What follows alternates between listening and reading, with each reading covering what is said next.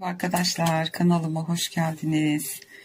Bugün sizlerle birlikte 2 şiş dikişsiz çorap öreceğiz. Düz örgü ördüm tamamen.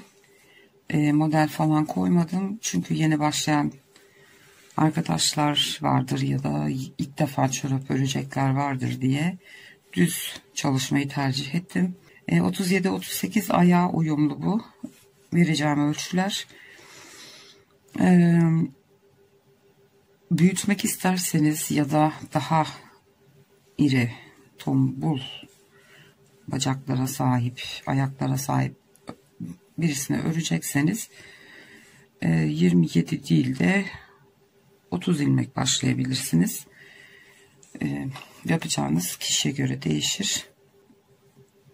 Ben şişime 27 ilmeğimi attım ve 3-4 sıra lastik ördüm.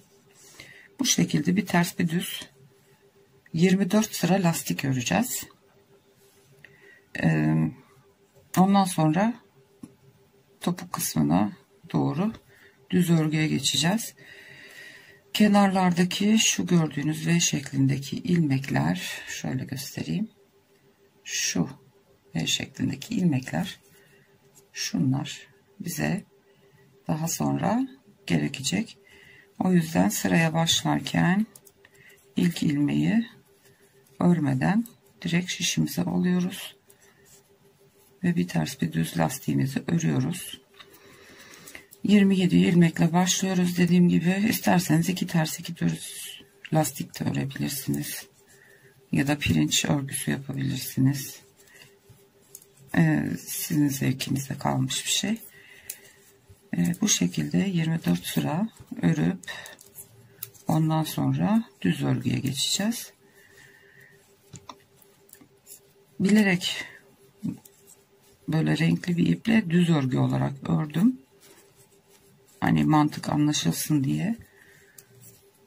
Siz dilerseniz ön kısmına, burun kısmını bitirdikten sonra düz renk örerken mesela buraya dilediğiniz örneği uygulayabilirsiniz. Şu şekilde şimdi lastiğimizi örüp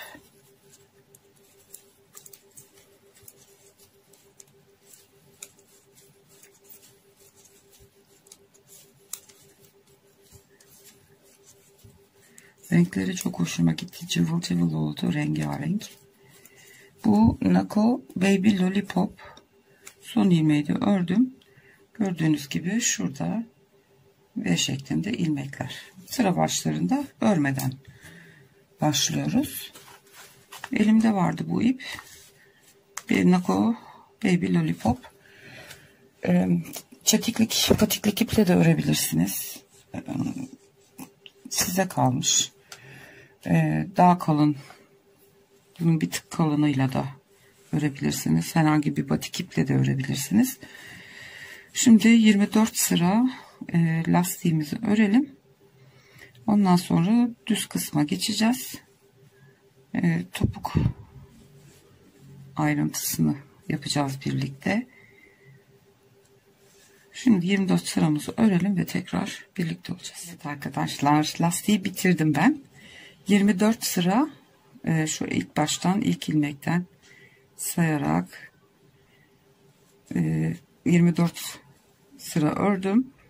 Örgümün düz yüzündeyim. Şimdi düz örgüye geçeceğiz. İlk ilmeği gene örmeden aldım ve düz örgü olarak öreceğiz artık. Lastik bilek kısmımız bitti. Bir 24 sırada düz örgü öreceğiz. Şu topuk kısmına kadar. Lastik bitti. Lastik kadar da şöyle 4 parmak en az topuğa kadar örmemiz gerekiyor. Düz örgümüzü örüyoruz bu yüzde. Ön yüzümüzdeyiz. Şimdi düz örgümüzü öreceğiz topuk kısmına kadar. Ondan sonra topuk kesimini yapacağız beraber. Evet, son ilmeğimi ördüm, çevirdim, ters örgü başlayacağım. İlk ilmeği örmüyorum ve ters örgü olarak örgüme devam ediyorum. Ön yüzünde düz, arka yüzünde ters olarak toplamda 24 sıra gene örelim.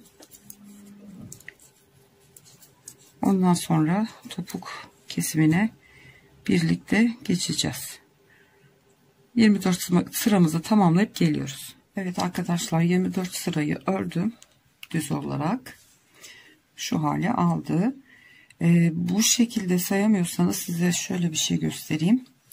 Örgünün tersini çevirdiğinizde bakın şu kenarlarda şöyle V şeklinde ilmeklerimiz var.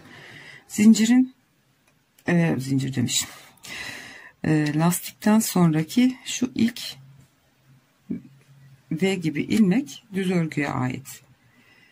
1, 2, 3, 4, 5, 6, 7, 8, 9, 10, 11 ve 12. 12 tane böyle V şeklindeki ilmekleriniz olduğu zaman 24 sıra demek oluyor. 2 sırada bir tane V şeklinde ilmek oluşuyor. Bu şekilde de kolayca sayabilirsiniz. Aynı şey lastik için de geçerli. Şöyle kenardan tutarsak 1, 2, 3, 4, 5, 6, 7, 8, 9, 10, 11 ve 12. Gördüğünüz gibi bu şekilde rahatça sayabilirsiniz. Evet, şimdi topuğumuzu yapmaya başlayacağız. Şimdi burada 27 ilmeğimiz var. Bunu 3'e bölüyoruz. 9, 9, 9 ilmek olacak.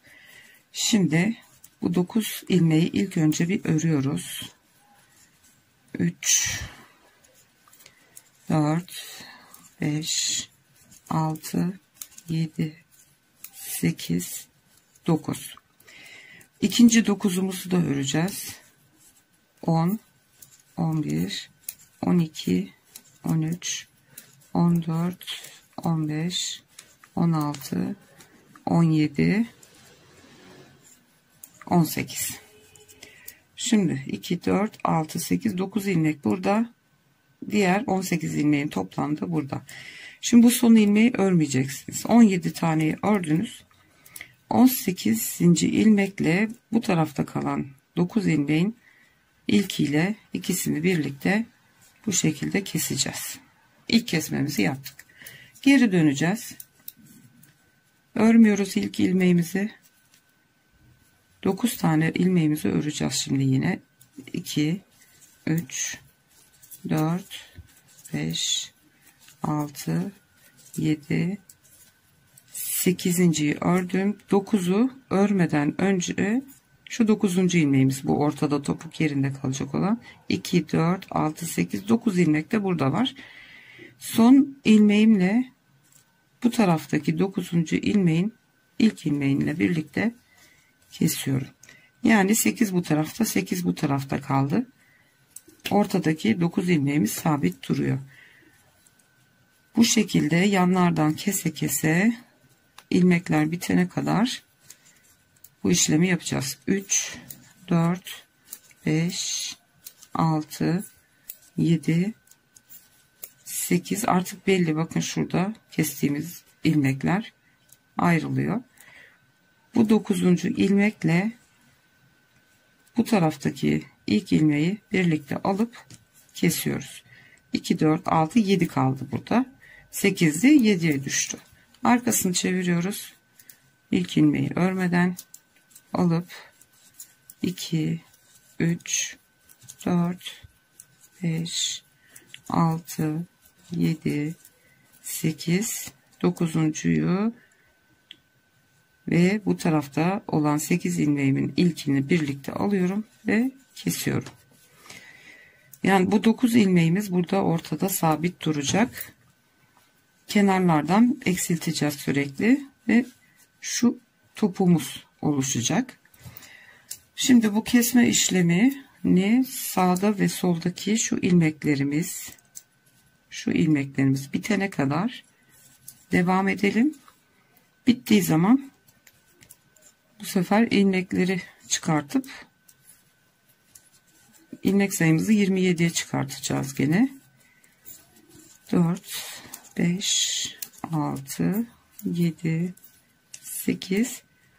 Gördüğünüz gibi 9'uncuyu ve yanda kalan ilmeklerin ilkini alıyorum. İkisini birlikte kesiyorum. 2, 4, 6'ya düştü. Dönüşte şimdi bu taraftan da keseceğiz. Burası da 6'ya düşecek. Bu şekilde iki yandaki ilmekleri bitirene kadar keselim. Ondan sonra tekrar beraberiz. Evet, benim ilmeklerim bitti. Şu şekilde göstereyim. Bakın. Şöyle koyduğumuz zaman bu kısma topumuz oturacak. 9 ilmekle topumuzu oluşturduk. Yanlardan 9 tane ilmekleri eksilte geldik. Şimdi bu topladığımız ilmekleri, kestiğimiz ilmekleri tekrar geri toplayacağız ve 27 ilmeğimize tamamlayacağız tekrar. Onu da şu şekilde yapacağız şimdi. Şu V şeklinde görünen ilmeklerimiz var ya. Hani baştaki ilmeği örmeyin dememizin sebebi bu. Şu V şeklinde ilmekleri oluşturabilmekti. Şimdi bu tersten olduğu için şu şekilde ters örgü örerek toplayacağız bunu. Arkadan öne doğru batıyorum ve ilmeği örer gibi ilmeğin içinden çıkartıyorum. Bir sonraki V'ye batıyorum arkadan, ipliğimi doluyorum üstüne, ilmeğimi çıkartıyorum. Oldu 2, 3, 4, 5, 6, 7, 8 ve 9. Bir taraftaki 9 ilmeğimizi çıkarttık. Sayalım şimdi. 2, 4, 6, 8, 10, 12, 14, 16, 18 ilmeğimiz var. Şimdi diğer taraftan ilmeğimizi çıkartabilmek için bu sırayı diğer başa kadar örmemiz gerekiyor. Yine ilk ilmekleri almıyoruz, örmüyoruz yani. Direkt alıyoruz şişimize ve örmeye başlıyoruz. Çıkarttığımız ilmekleri ön yüzde olduğumuz için düz örgü olarak örüp diğer başa kadar devam edeceğiz. Gördüğünüz gibi topuk kısmına geldik. Yandan da ilmeklerimizi örmüş olduk.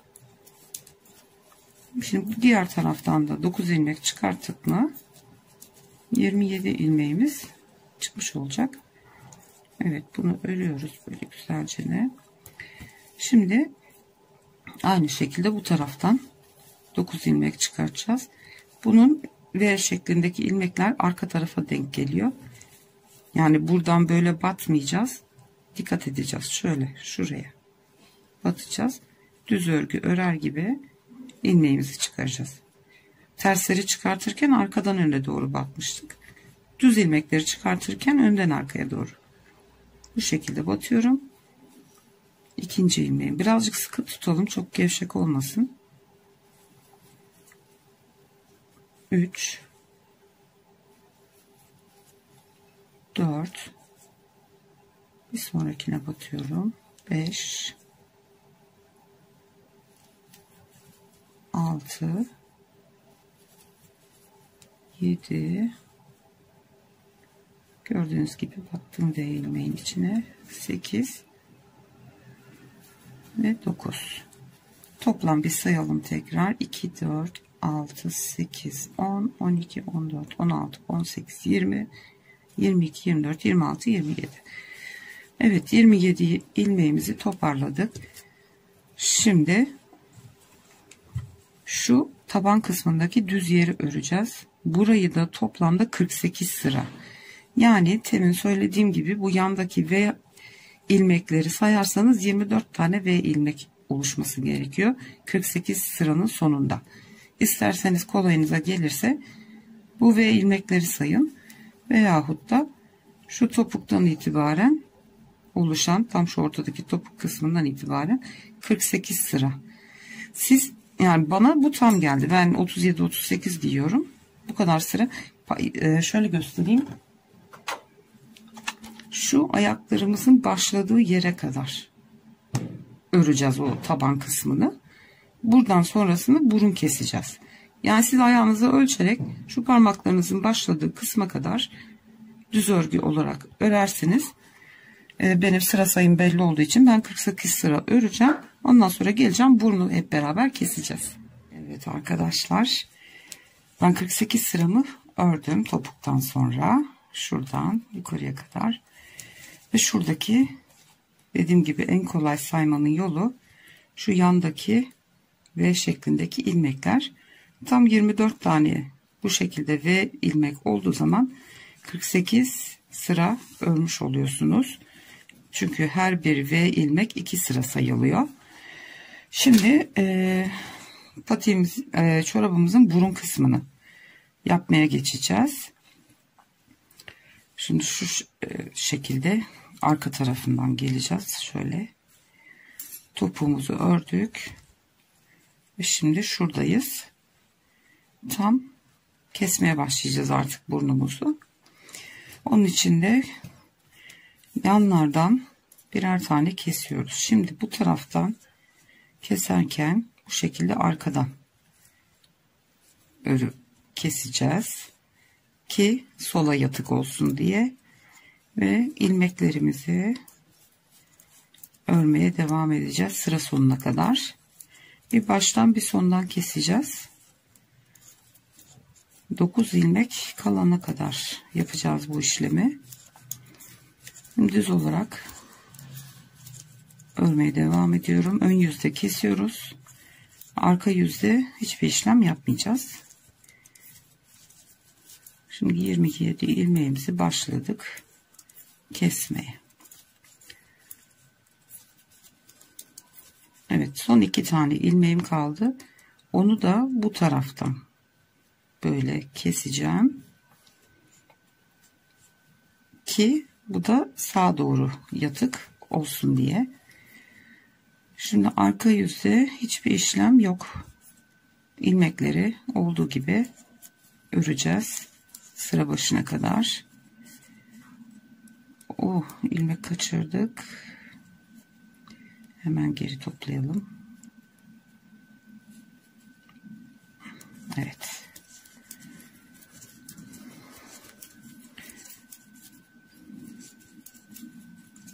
Bu şekilde ters yüzden ters olarak örüyoruz.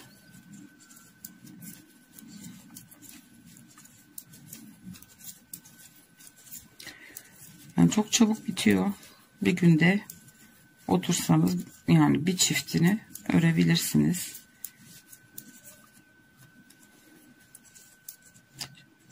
Şimdi son 2 ilmeğim. Evet. Ön yüze dönüyorum. Ve yine ilk 2 ilmeği böyle arkadan kesiyorum. Bu ipliği kestikten sonra biraz çekelim, sıkılaştıralım. Delikler oluşmasın diye. Ve sıra sonuna devam ediyorum. Gördüğünüz gibi bir kestik, 2 kestik. Bu şekilde kesmeye devam edeceğiz. Ta ki 9 tane ilmeğimiz kalıncaya kadar. Şimdi sıra sonunda bir kere daha göstereyim. Ondan sonra 9 ilmek kalana kadar hep birlikte örelim. Sonra geleceğim, arkaya döneceğiz. Yani ön yüzüne geçip arttırmaları, topuğu tekrar patik ucunu tekrar oluşturacağız ve bilek kısmına doğru örgümüze geçeceğiz. Şimdi kesiyoruz. Ondan sonra da ilmeklerimizi arttırıp 27 tane ilmeğimizi oluşturacağız tekrar. Sona geldim. Son 2 ilmeğim. Bu şekilde almıyorum. Başta bu şekilde kesiyoruz ki sola yatık olsun. Sonda da böyle soldan sağa doğru batıp kesiyorum. Bu kesmemiz de sağa doğru yatık görünecek. Ve arka yüzümüzde yine hiçbir şey yapmadan sadece bütün ilmeklerimizi öreceğiz. Şimdi 9 ilmek kalıncaya kadar bu şekilde ilmeklerimizi keselim. Ondan sonra tekrar birlikte olacağız. Evet, ben burun kısmını kestim. Şöyle görüyorsunuz, bu kadar bir burnumuz oldu. 9 tane ilmeğim kaldı. Her iki yandan keserek bu şekilde 9 ilmeğe düşürdüm. Şimdi burası alt kısım, şöyle tabana gelecek olan kısım. Şu şekilde topuğumuz. Burası da alt kısmı. Şimdi buradan tekrar ilmek arttıracağız ve burun kısmımızı geri toplayacağız. Şu kısmı yapacağız, yani ön yüze dönüş olacak bu. Şimdi bu 9 ilmeğimizi tekrar yanlardan ilmek çıkarta 27 tane ilmeğe ulaşacağız gene. Şimdi sıramızın başından başlıyoruz. Bir sıra örmemiz lazım sıra sonuna kadar. Evet, şimdi sıramı ördüm. Geliyorum şimdi. Şu görüyorsunuz, kestiğimiz yerlerde yanlarda ilmekler var. V şeklinde. Yine o ilmeklerin içinden ilmek çıkartacağım. Şimdi hemen bir alttakinden batıyorum. Bir tane örerek ilmek çıkartıyorum. Ve şimdi ters yüzden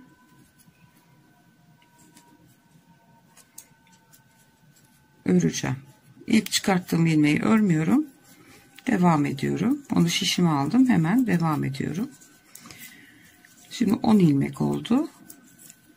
Bir ilmek de bu taraftan çıkartacağız şimdi. Son ilmeğimi ördüm. Bunu da yine bu şekilde arkadan batacağız. Hemen şu dibindekinden değil, bir altındakinden batacağız. Arkadan öne doğru batıp ipi dolayıp içinden ilmek çıkartıyoruz.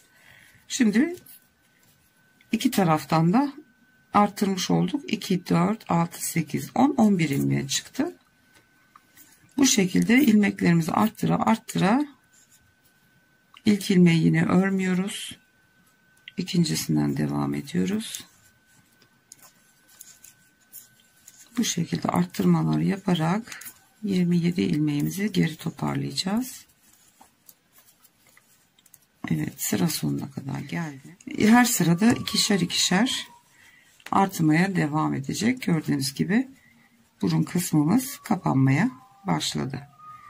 Şimdi 27 ilmek olana kadar bu şekilde sağdan ve soldan ilmek çıkartana kadar 27 ilmek elde edelim. Ondan sonra tekrar birlikteyiz. Evet arkadaşlar, 27 ilmeğe kadar ilmeklerimi ben geri topladım. Gördüğünüz gibi burun kısmımız bu şekilde oluştu. Kesme yerlerimiz bitti. Şimdi düz örmeye devam edeceğiz. Şimdi 24 ilmeği her seferinde örerken şu yanlarda birleştireceğiz. Onu da göstereceğim şimdi kısaca. Bu şekilde düz örgü olarak tam şu lastik örgüsüne kadar aynı şekilde birleştire düz örgüyle geleceğiz. Lastik kısmında da aynı işlem, yanlarda birleştireceğiz ve en son lastik bittikten sonra şu ön kısımdan kesip çorabımızı bitireceğiz inşallah. Şimdi şu yan taraftaki ekleme kısmını da göstereyim. Son ilmeğimizi tersten gelirken çıkarttık. Şimdi bu ilmeklerimizi düz yüzünde sıra sonuna kadar düz örgü olarak örelim. Ve her sıra sonunda bir bu taraftan bir düz örgü örerek sona geldiğimiz taraftan ters örgü örerken de sıranın sonunda bu taraftan birleştirerek öreceğiz ki yanlarımız birleşerek dikişsiz olarak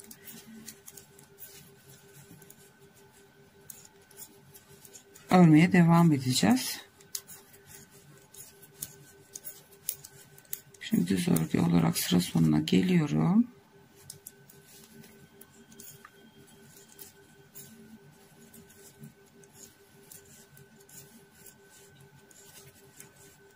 ilmeği örmüyoruz. Boştan bunu şişe geçiriyorum. Bunu bir tane ilmek çıkartıyoruz. Bu V şeklindeki yandaki ilmeklerden. Bu ikisini tekrar şişime geri alıyorum. Ve bu şekilde birlikte kesiyoruz. Sağa yatık olacak şekilde. Arkaya dönüyoruz. Sıra başına kadar. Şimdi bir tane ilmek çıkarttık oradan. 2 ilmeği keserek tekrar 1'e düşürdük. Ve bu arada da alt tabana birleştirmiş olduk. Şimdi sıra sonuna kadar tersten örüyoruz.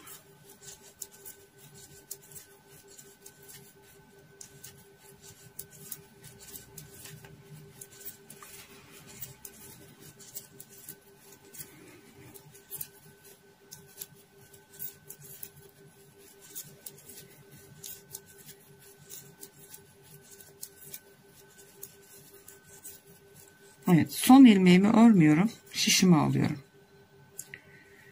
Yine her zamanki gibi ters olduğu zaman şu yandaki ilmekleri arkadan öne doğru batıyorum şişi ve örer gibi bir ilmek çıkartıyorum. Şişimdeki son 2 ilmeği geri alıyorum ve ters örgü örer gibi kesiyorum. Ön yüze dönüyorum. Gördüğünüz gibi burada alt tabana hem birleştiriyoruz hem örüyoruz. Örerken şu ilk ilmekleri birazcık şöyle sıkalım. Boşluk olmasın. Bir kere daha göstereceğim. Sıra sonuna kadar bu sefer düz örüyoruz. Arada sırada ilmeklerinizi sayın. Bazen eksiltebiliyoruz ya da fazlalık çıkabiliyor. Unutabiliyoruz. Kesmeden gidiyoruz ya da ilmek çıkartmadan örebiliyoruz. O yüzden arada sırada sayarsanız 27 ilmeğinizden emin olursunuz. Evet, sıra sonuna geliyoruz.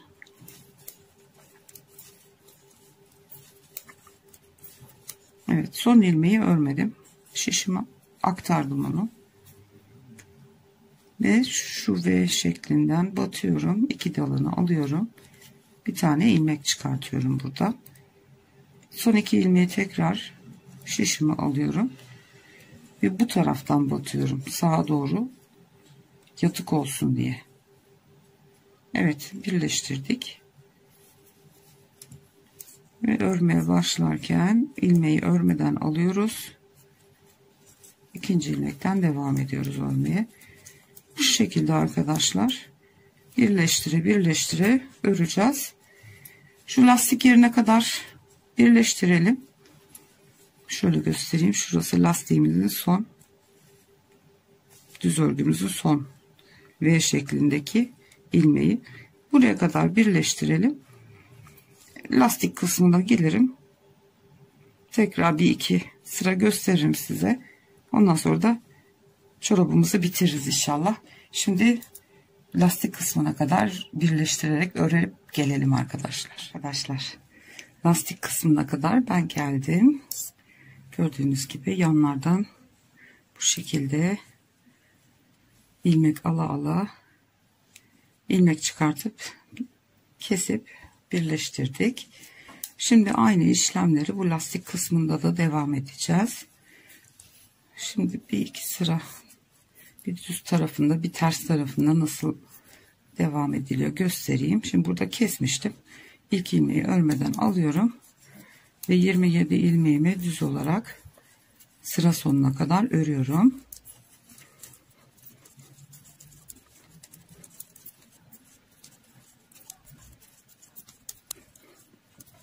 Evet, son ilmeği örmüyorum. Sağ şişime aktarıyorum. Ve gördüğünüz şu ve ilmekten batıp düz örgü örer gibi bir tane ilmek çıkarttım. Tekrar çıkarttığım ilmekle örgümün son ilmeğini şişime aktardım. Sol şişime. Ve şöyle birazcık çektirerek ilmeğimi kestim. 2 ilmek aldık. Bir tane kestik. ilmek artışı yok. Sabit 27 ilmek kalıyor. Arka yüzden de tekrar ilk ilmeği örmeden alıyorum. Şunu birazcık çekeliyorum ki gevşemesin, sıkı olsun. Yoksa büyük büyük delikler oluşur orada. Ve bu şekilde ters örgümü örüyorum sıra başına kadar.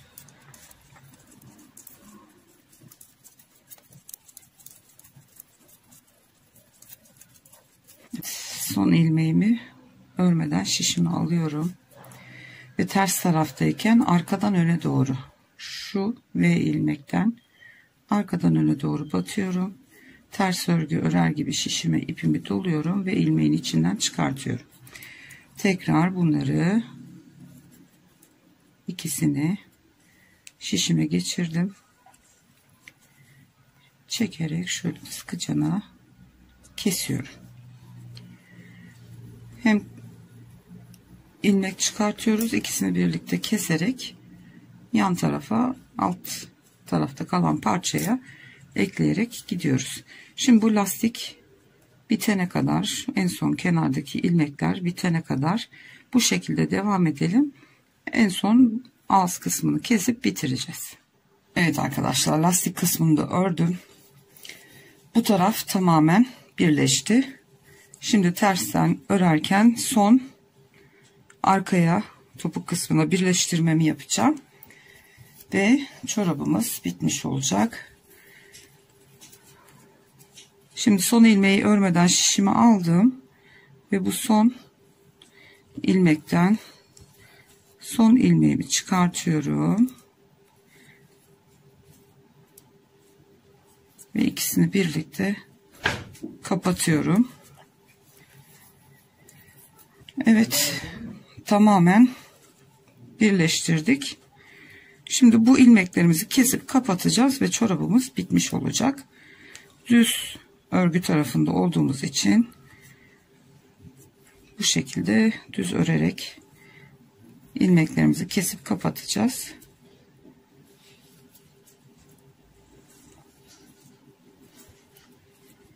Bu şekilde sıra sonuna kadar ilmeklerimizi keselim. Çok fazla sıkmayalım. Sıkı olmasın. Normal sıkılıkta keselim. Ondan sonra geliyorum. Son ilmeklerimi de kesiyorum. Evet. Şimdi şişlerimizi bırakabiliriz. Şu ipimizi keselim. Ve şu ilmeğimizin arasından ipi geçirip burayı tümleyelim. Evet arkadaşlar, çorabımızı bitirdik. Bu ipleri iç kısmında saklayacağız. Gördüğünüz gibi çoraplarımız bitti. Çok güzel oluyor. Bir mankene de giydireyim. Ayakta nasıl duruyor görelim. Şöyle.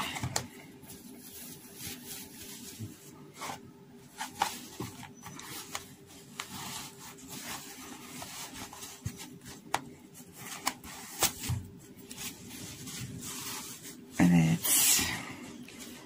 Tabii yukarısı olmadığı için düzgün durmuyor. Şöyle kıvıralım. Evet.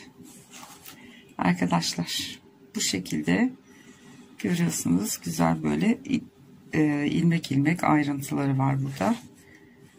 O kesimden dolayı kaynaklanıyor. Umarım beğenmişsinizdir. Umarım hoşunuza gider. Severek örersiniz. Bu videomuz da buraya kadardı arkadaşlar. Bir sonraki videoda görüşünceye kadar kendinize ve sevdiklerinize çok iyi davranın. Hoşça kalın.